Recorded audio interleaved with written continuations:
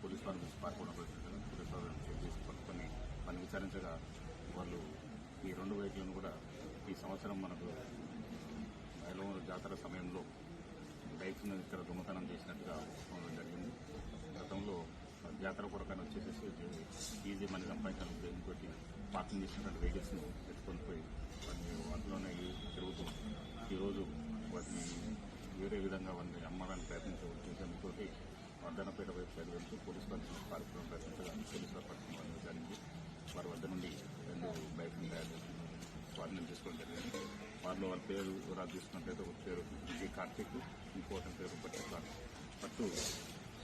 కార్తిక్ అని జి రోహిత్, మరి ఇంకో మైనర్ అబ్బాయి, ముగ్గురు కలిసి బైక్ను దొంగతనం చేసినట్టుగా విచారణ జరిగింది.